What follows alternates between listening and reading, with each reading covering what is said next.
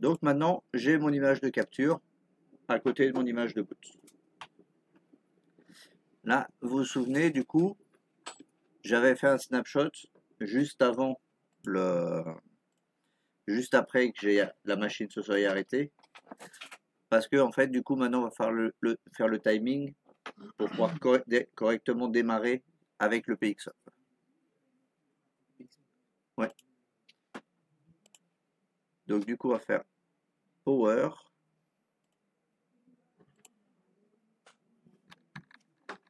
On va faire F2 pour rentrer dans le BIOS.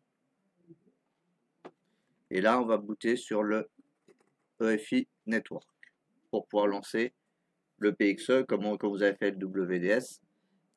On avait besoin du PXE pour que ça démarre. Sauf que là, comme on a un système d'exploitation qui est déjà installé, on a besoin de forcer le démarrage sur le réseau. Donc c'est pour ça qu'il faut faire F2 au démarrage pour obtenir le BIOS. Donc là, EFI Network. Si les choses se passent bien, il m'a reconnu du coup notre WDS. Et ici, vous voyez que maintenant il nous propose deux images. L'image de boot classique, la première qu'on avait ajoutée, et du coup l'image de capture qu'on vient d'ajouter. Donc du coup on va choisir la capture. On le laisse charger ses fichiers.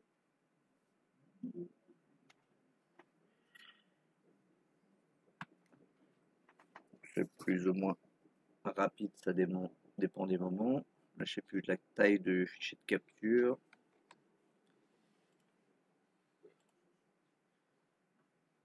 Elle fait 2 gigas. Mais ce qu'il y a, c'est qu'il doit décompresser des éléments. Voilà, on le laisse tourner. Donc de l'importance d'avoir un bon serveur WDS bien fonctionnel. Parce qu'il sert à envoyer, mais il va servir aussi à pouvoir récupérer une image personnalisée.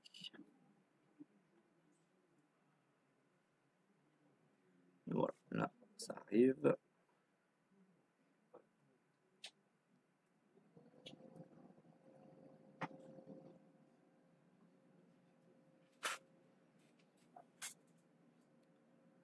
Peut-être temps qu'il charge en mémoire les choses aussi. Voilà. Donc là, il dit qu'on est bien dans l'assistant de capture d'image.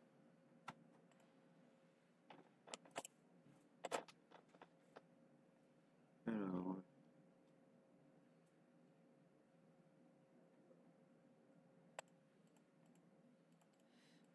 donc il n'a pas. Test. Ouais.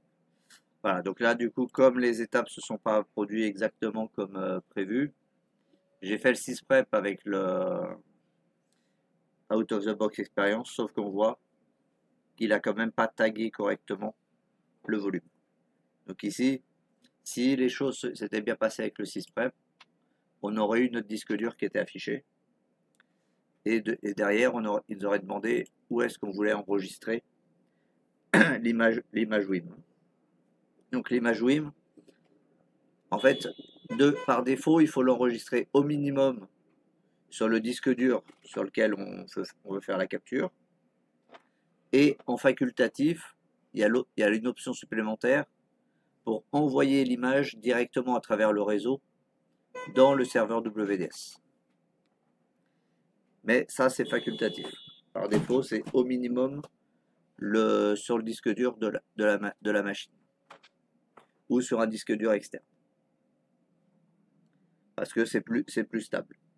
Mais si vous le faites par réseau, normalement, vous gagnez une étape parce que vous n'êtes pas obligé de récupérer le fichier pour pouvoir le faire. Donc, du coup, là, je vais annuler.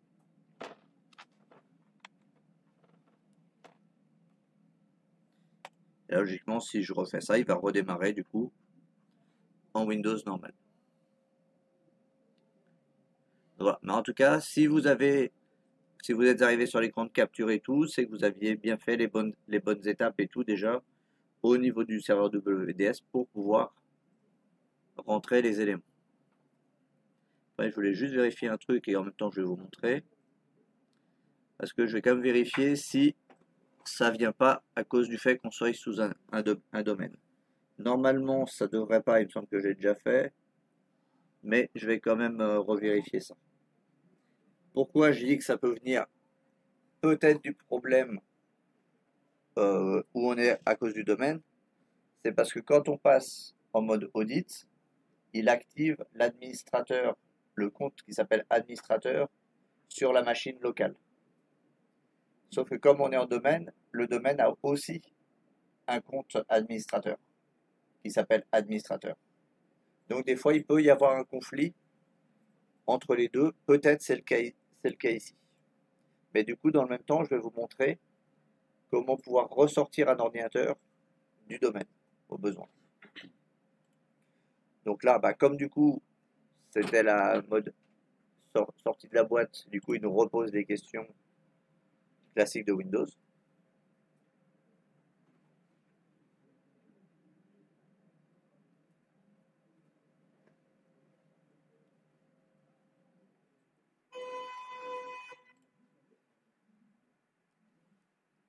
Donc comme si on était en train d'installer un Windows de base.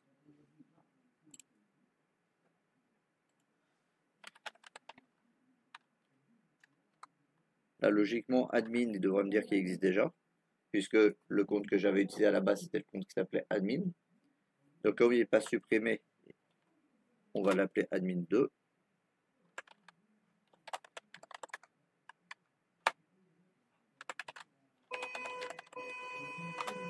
Et l'autre élément que je vais vous montrer aussi, c'est comment vous connecter sur la partie locale d'un ordinateur si l'ordinateur est dans un domaine. Par exemple, là, si je veux me connecter à admin 2, il y a une astuce pour le faire. Si jamais l'ordinateur est déjà dans le domaine.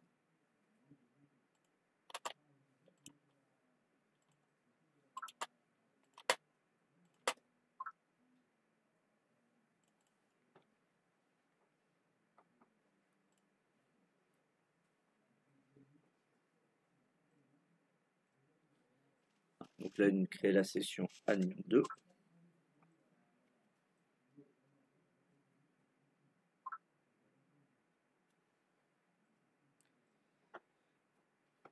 La question, par contre, je ne sais pas s'il va être encore dans le domaine ou si du coup il va l'avoir sorti du domaine. Oh.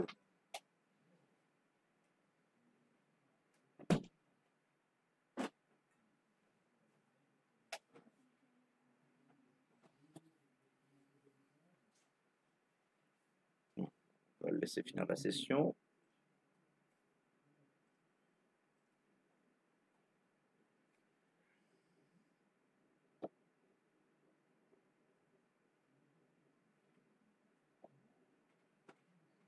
Allez.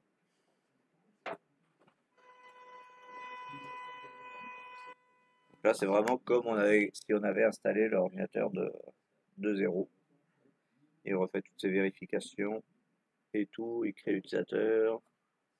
Ça se trouve, il met quelques mises à jour aussi au passage. Même si normalement, les mises à jour, il n'est pas censé les avoir supprimées, puisqu'elles étaient déjà installées avant qu'on fasse la modification du système.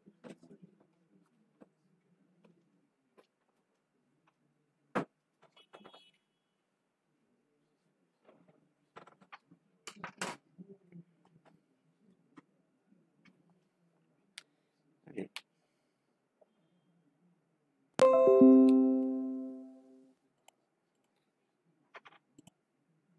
Donc là, on peut constater qu'il ne nous a rien effacé puisqu'on a toujours notre 7-zip et on a toujours notre TinyVNC qu'on avait installé. Là maintenant, on va aller voir s'il est dans le domaine ou s'il ne l'est plus.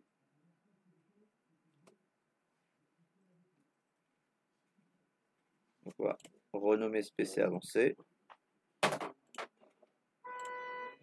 On fait modifier et on voit que du coup, il n'est plus dans le domaine. Là, il est dans un groupe de travail classique. Donc sinon, je le ferai après sur l'autre.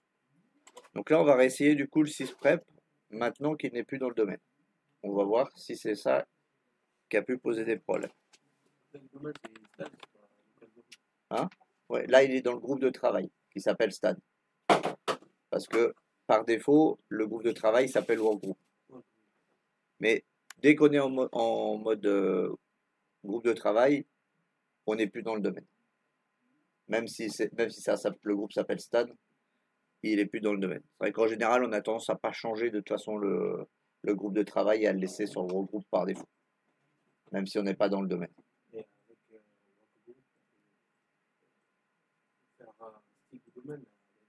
Oui, normalement, les ordinateurs qui ne sont pas dans les mêmes groupes de travail ne sont pas censés communiquer ensemble, même s'ils sont sur le même réseau. Donc là, j'exécute le sysprep.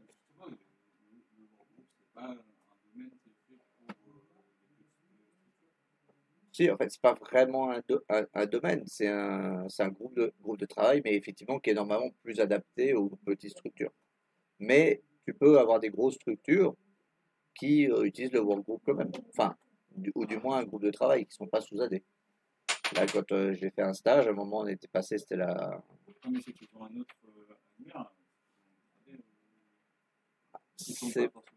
Non, c'est pas géré pareil, c'est géré poste par poste. Les utilisateurs qui sont sur un poste ne peuvent se connecter que sur ce poste-là. Si tu essaies as un utilisateur admin 2 sur un poste et que tu vas sur un autre poste, si ce poste-là n'a pas créé encore le compte admin 2, il ne pourra pas se connecter. C'est vraiment machine par machine. Par contre, pour la communication en réseau, ils se retrouvent parce qu'ils sont sur le même groupe. Mais par contre, du coup, les gestions sont individuelles, machine par machine. Il n'y a pas de serveur AD qui centralise le tout.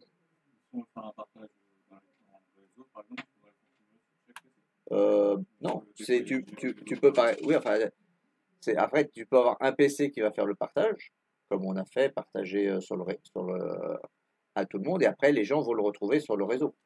Avec le nom de la. Par contre, il faut qu'ils connaissent le nom de la machine sur laquelle se connecte, et que tu es bien réglé pour qu'il n'y ait pas besoin de mot de passe spécifique pour se connecter au partage, quoi.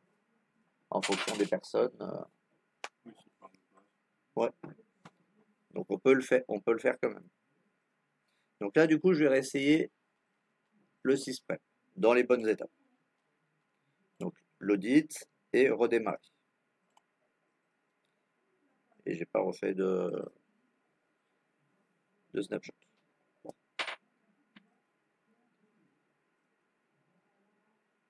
Donc je rechercherai l'autre solution si jamais il recrache encore. Il me semblait que j'avais déjà fait avec en domaine, mais peut-être que j'avais désactivé le compte administrateur du domaine à ce moment-là. Parce que du coup, il y a un conflit entre les. Il y a peut-être un conflit entre les deux comptes. Parce que là, on voit que il est bien passé. Donc à la limite, si à un moment je demande le sysprep, par sécurité, sortir l'ordinateur, vous voulez mettre dans le sysprep du domaine. Et je vais vous montrer juste après comment le sortir du domaine.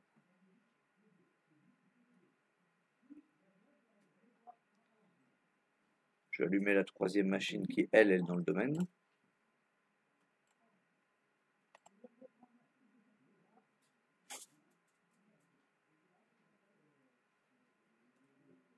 Pendant qu'il finit ses vérifications.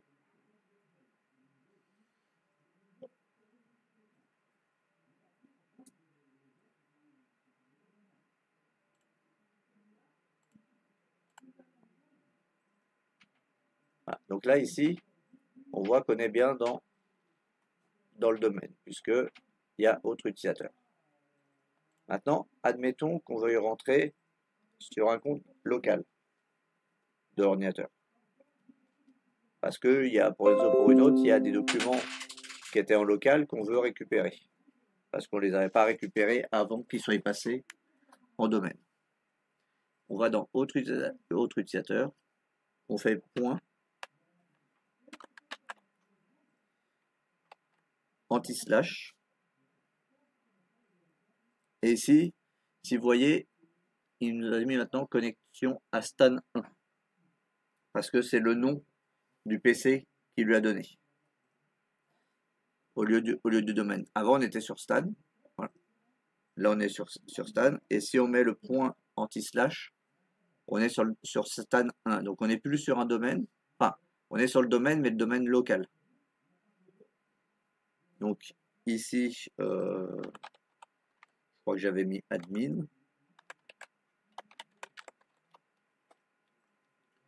Bon, après, là, j'ai un doute sur ce que j'avais mis.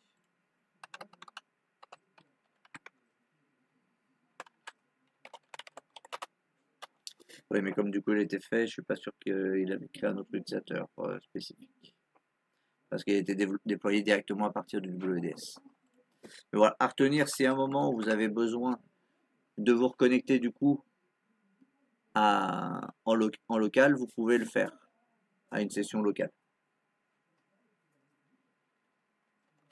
Maintenant, celui-là, je vais le sortir du domaine aussi. Donc là, je me connecte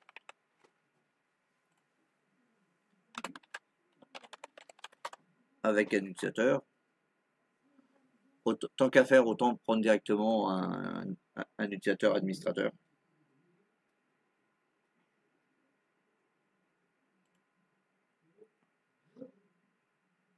Donc pendant ce temps-là, lui, il a fini de préparer la première étape du sysprep.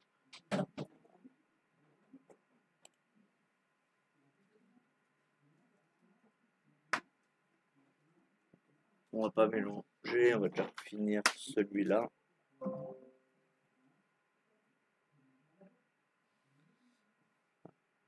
Donc du coup, pour sortir du domaine, c'est en fait la même chose que pour le mettre dans le domaine, pour l'enrôler.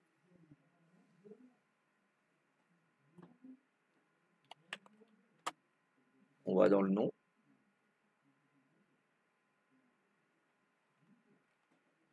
On va donc renommer ce PC avancé et modifier. Donc, vous voyez qu'ici, il y a marqué, on est bien dans le domaine stan.rf. Maintenant, tout simplement, pour le sortir du domaine, on va dans le groupe de travail. On retape soit workgroup ou n'importe quoi. On n'est pas obligé de repréciser workgroup. Il faut juste mettre un nom du groupe de travail. Dans ce cas-là, OK. Là, donc, il demande qu'il faudrait connaître le mot de passe d'un compte administrateur local. Sur celui-ci, comme je l'avais fait à la main, je sais lequel c'est.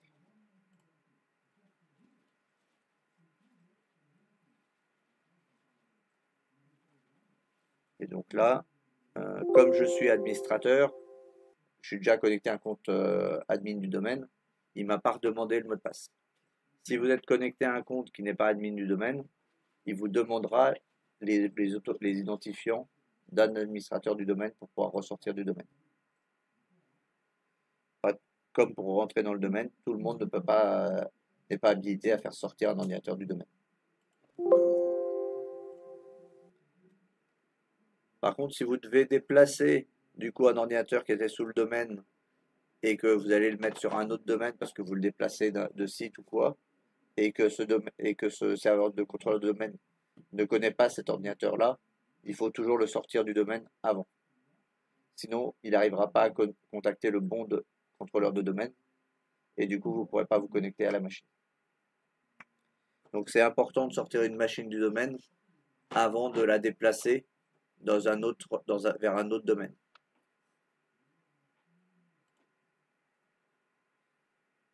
Donc, bien sûr, il faut redémarrer. Et voilà. Du coup, là, l'ordinateur, comme ça, est sorti du domaine. Et du coup, vous pouvez après retenter le sysprep puisqu'il a l'air de passer mieux hors du domaine. Donc ici, je vais quand même, par sécurité, reprendre un snapshot. Donc maintenant, on remet sur OOBE, Out of Box Experience. Là, on fait généraliser. C'est là qu'il va nettoyer les numéros de série et ainsi de suite. Et les trucs qui risquent d'être uniques, qui pourraient potentiellement rentrer en conflit. Et on va refaire arrêter le système.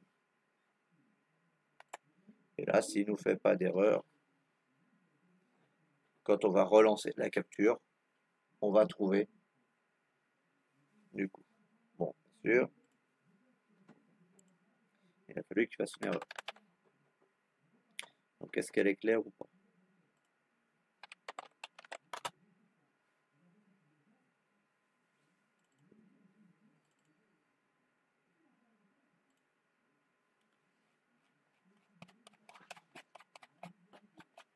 Ça, c'était ce matin.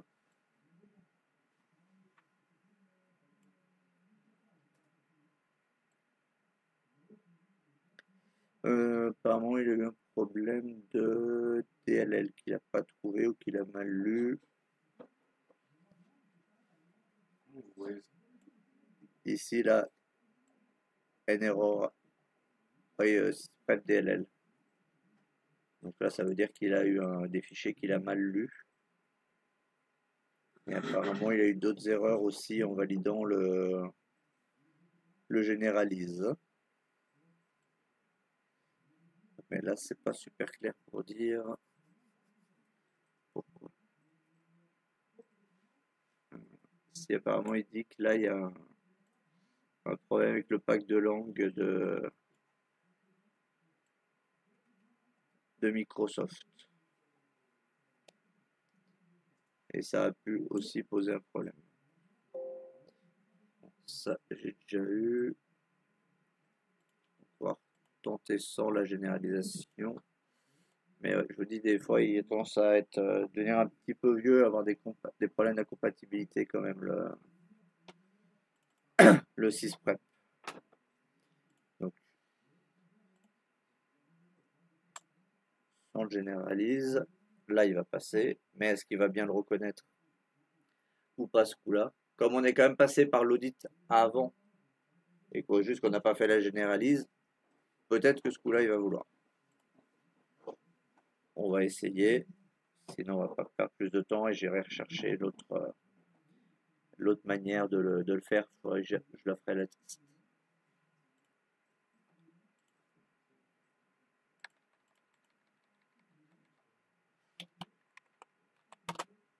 Bon, on devrait retrouver notre capture. Puisqu'il retrouve bien notre WDS. La question c'est, est-ce qu'il va trouver le volume?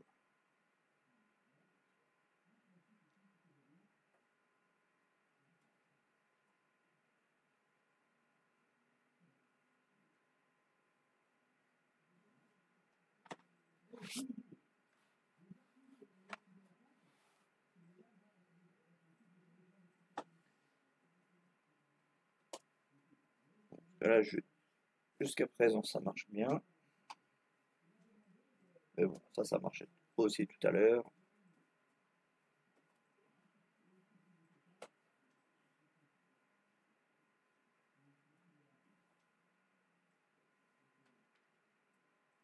Mais bon, c'est pour ça qu'on verra quand même les autres outils aussi qui permettent de faire du clonage, qui permettent d'aller assez vite pour préparer pas mal de machines. Même si c'est pas parfait, c'est quand même bien efficace et il y a assez peu de risques de conflit.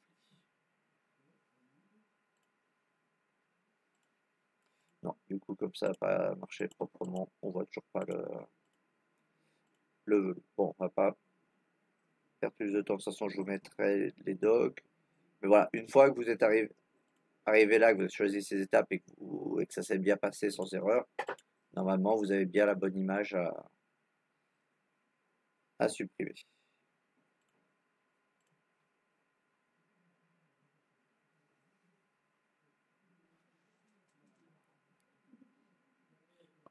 On va laisser redémarrer. Et ici, on peut bien confirmer, comme il n'y a plus autre utilisateur, que du coup, on n'est plus dans le domaine. Sinon, il y aurait encore autre utilisateur. Et ici, on aurait le domaine avec le slash.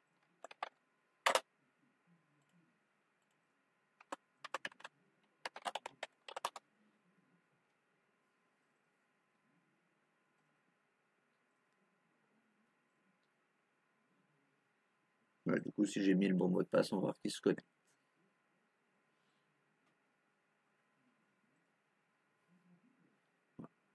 Et donc là, bah, si on voulait du coup le remettre dans le domaine, eh ben, on pourrait.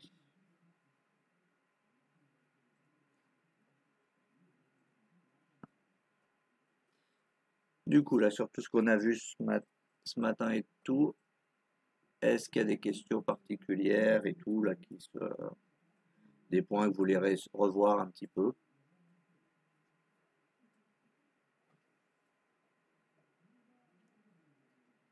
Il y a une partie sur le serveur qui s'occupe du fichier, qui est tout en ligne avec le DHCP. Il y a Mhm. une partie, On va afficher le menu, on va regarder ça.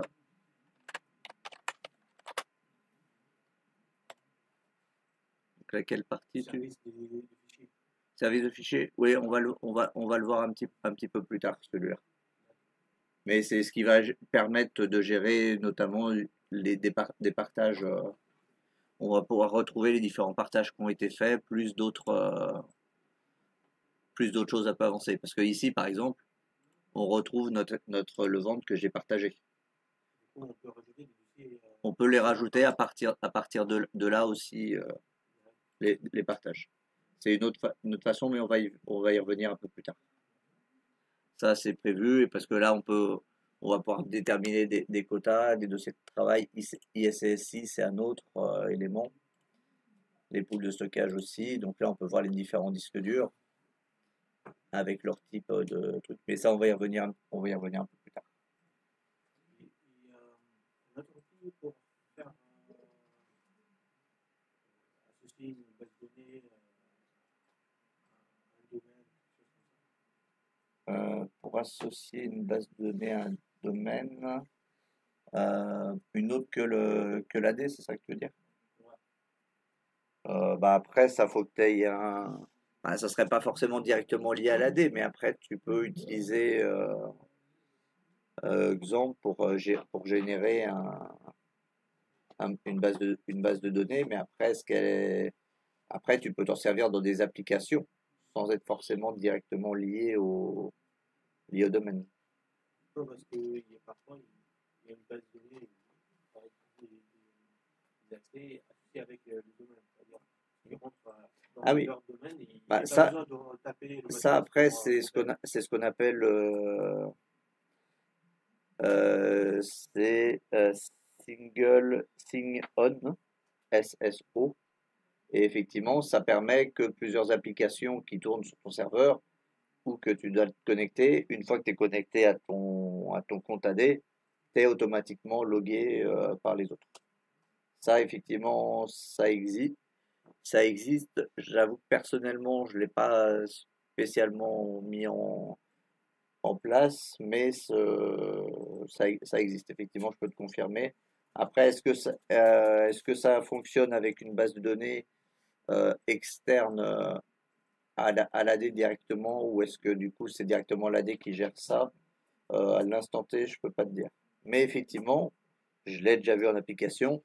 Ça permet effectivement, si en entreprise vous avez plusieurs expériences métiers et tout, vous avez normalement besoin de vous loguer sur sur chaque logiciel. Ça vous permet d'éviter d'avoir à vous loguer.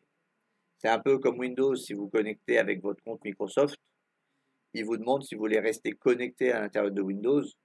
Donc ça fait que toutes les applications Office, Edge, toutes les applications Microsoft, vous n'aurez plus besoin de vous reconnecter derrière. Elles seront automatiquement connectées, puisque vous êtes logué dans Windows avec votre compte Microsoft. Donc là, je vois ce que tu veux dire. Je ne sais pas si normalement, je ne suis pas certain que ce soit forcément dans le programme de TSSR. Je vais confirmer, mais pour moi, ça ne me parle pas que ça. Il y a d'autres gestions. Après, il y a des certificats. Il faut avoir les bons certificats et tout pour être sûr. Donc, je ne suis pas sûr que ça soit au programme. Je vais me le noter pour jeter un œil quand même, pour voir si ça peut être compliqué ou pas. Si ça n'est pas trop compliqué, on verra peut-être un peu plus tard quand on aura avancé dans le, en fonction d'avancer dans le programme. Là, j'ai un autre truc que j'ai commencé à regarder qui n'a pas l'air d'être si compliqué que ça, mais qu'on fera plus du coup sous Linux. C'est on peut aussi arriver à gérer à l'intérieur de son propre réseau ses propres certificats SSL, ce qui peut éviter des problèmes d'erreur sur certaines pages d'outils locaux. Parce que vous avez peut-être déjà vu sur des sites ou en connectant quelque part, normalement sur le Moodle justement, qui vous disait attention, cette page n'est pas sécurisée, on retrouve pas le certificat. C'est parce que du coup le certificat il n'y en avait pas ou il était expiré. C'était un vieux certificat de standard. Et donc j'ai commencé à regarder l'autre fois justement et on peut arriver à créer ses propres certificats pour la signature au moins interne de ces sites. Ça ne serait pas des certificats qui seraient reconnus par un truc extérieur, mais ça permet déjà de contourner ça et de pouvoir mettre ces sites en HTTPS au lieu d'HTTP.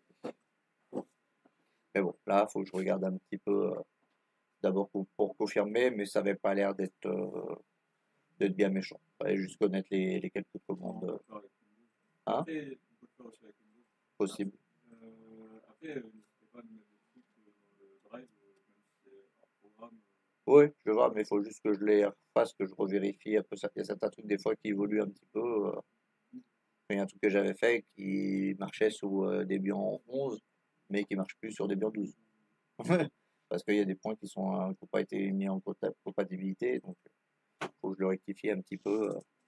Non, non, mais je vais vous mettre quand même aussi, de toute façon, pas que les vidéos, je vais essayer de vous mettre des liens ou des trucs que moi j'ai refait moi-même aussi en plus, même si je pense à des trucs à côté. Même si effectivement, c'est pas des trucs du programme, après, vous n'êtes pas obligé de le traiter et de le regarder. Ouais, Alors, ouais. le priorité au programme, mais je vous mettrai quand même des choses à côté. Après, c'est des trucs du coup qui peuvent vous intéresser potentiellement et que vous pouvez du coup mettre aussi dans le dossier pro. Dans le dossier pro, si vous avez trouvé des éléments qui rentrent dans les catégories qui sont demandées et qui vous intéressent, et ben vous pouvez le mettre, même si ça ne fait pas partie du programme, même si c'est pas des trucs que vous avez vus dans le stage, vous pouvez. Il n'y a pas de limite particulière. Et donc moi j'avais mis un truc, c'était pas vraiment, il rentrait même pas vraiment dans une catégorie dans le mien en TCSR, mais j'avais envie, c'était pour j'avais installé en local un programme de génération d'images IA. Bon, du coup je l'ai mis dans mon dossier pro. Ça rentrait pas pile poil forcément dans chaque case, mais du coup je l'ai mis quand même. Passer pour un script. Hein? Vous l'avez fait passer pour un script. Non, le script j'avais utilisé j'avais mis celui de GLPI et de WordPress. Donc non, mais c'est pas très compliqué à utiliser, faut pas forcément besoin de beaucoup de matériel non plus. Mais bon, voilà, j'avais envie de mettre ça. Bon, sachant que vous avez moins d'exemples dans le dossier pro à donner par rapport à quand moi je l'ai passé, parce que comme du coup ils ont modifié le programme, il n'y a plus que 2 activités types au lieu de 3.